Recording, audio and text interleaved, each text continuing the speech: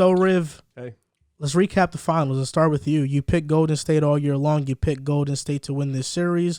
What are your thoughts now that they won? What did you see in these finals that made the Warriors victorious and the Celtics losers? Well, for starters, congratulations to Boston. I don't think they should hold their heads low.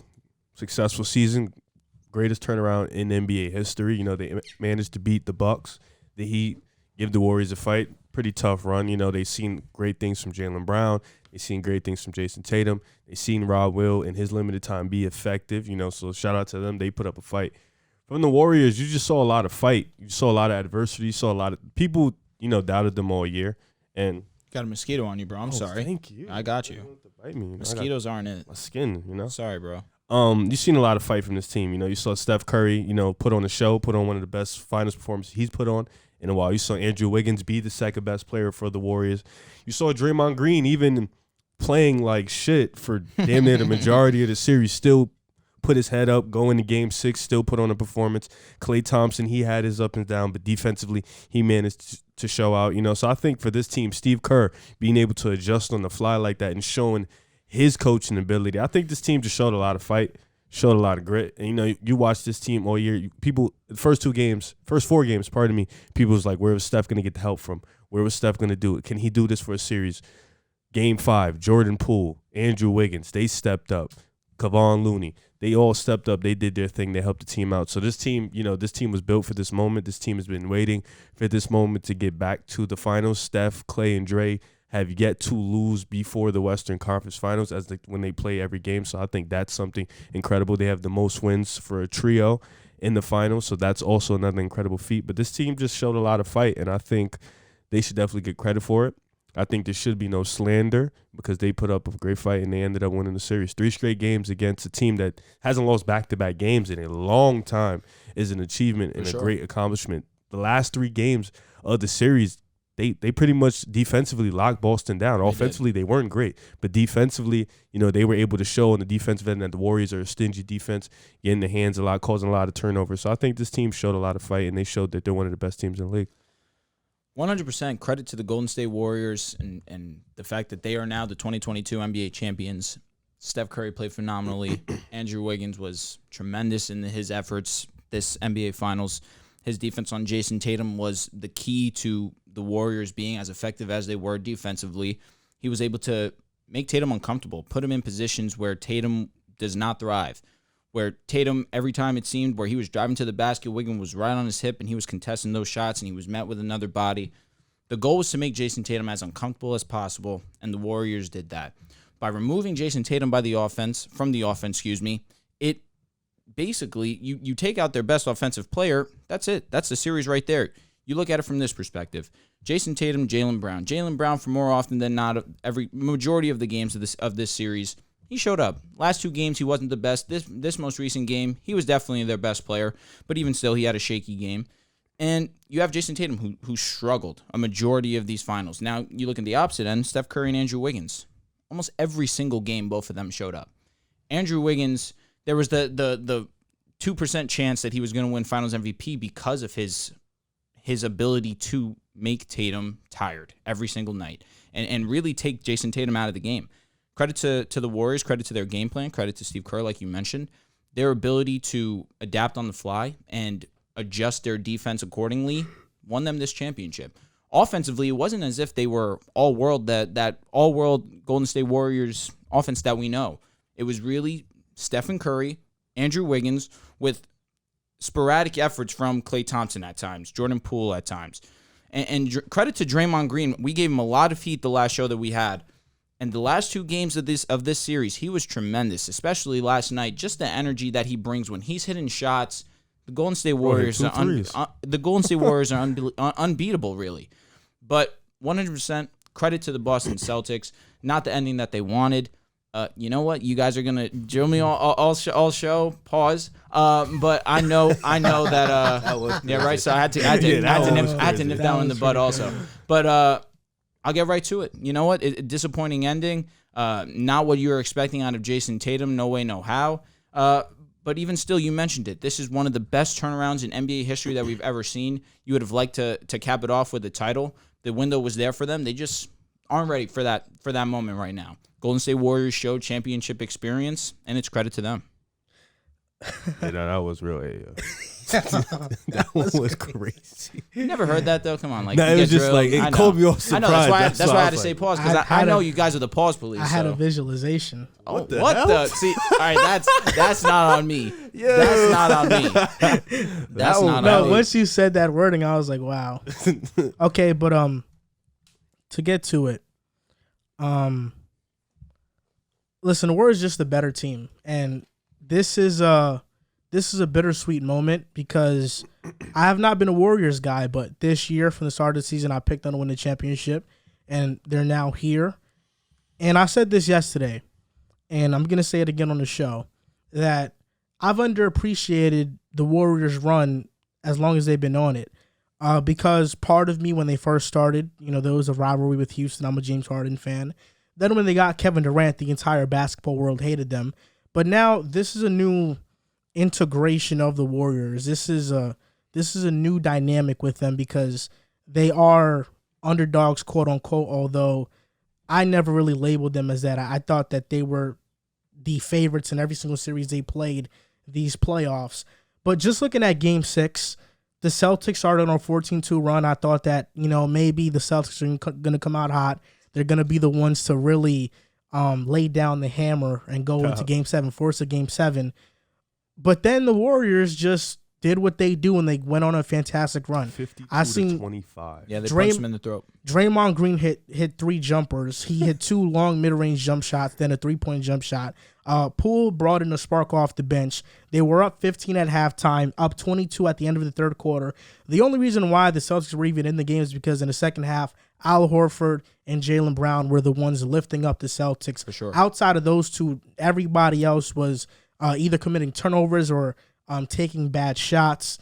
But really, the Warriors won the last 3 games by double digits. It didn't really feel close at all. There were moments where the Celtics were showing some fight, but the Warriors were easily the better team, and when the series was tied 2-2, I felt like the adjustment that was either going to make or break the Celtics was, are you going to keep playing drop on Steph, or are you going to start trapping him? They started to trap him, and then that got everybody else going. They got the short roll going. That got shooters wide open. Sure. I felt like Game 6, there was a wide open shooter every other possession. The Celtics were lucky because this could have been a 20-point blowout, but the Warriors kept on missing wide open jump shots. Second half specifically. First half, they were unbelievable. Yeah, they kept missing wide open jump shots, but this could have been a 20-point blowout, and I feel like a lot of that has to do with fatigue.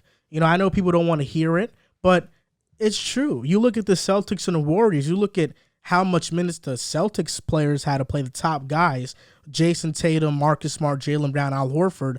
They played an equivalent of, I'm trying to get the right number here, but they played an equivalent of 176 games minutes-wise in terms of the regular season and the playoffs combined. And these playoffs, their Big Four played 2,000 more minutes than the Warriors' Big Four. The Warriors' Big Four this season played an equivalent minutes-wise of 136 games. So the Celtics, their top 4 players were more tired, and they forced Jaylen Brown left in Game 5. He didn't know how to really handle that. He struggled. Game 6, he was himself again. Jason Tatum, he was seeing doubles. He was seeing 2 bodies. But ultimately, Tatum just played bad. He wasn't able to finish at the rim. He wasn't able to hit his mid-range jump shots. He wasn't able to punish mismatches when he saw them. Yeah. He was only efficient from 3 this series. Really had he not been efficient from 3, he would have had the efficiency numbers would have looked horrible for him. But that's really what I thought shifted the series. Just the trapping Steph didn't work. I think they probably would have been better off playing drop. You let Steph beat you and, neutralize everybody else. Really, you're saying drop coverage? Even though I feel like we were under the same belief that we saw the Celtics play drop coverage. Stephen Curry was taking complete advantage of that. He was eating. It was leading to Golden State still winning. They made the correct adjustment in our eyes. We weren't expecting the Golden State Warriors to, the role players, I should say at least, to step up as much as they did.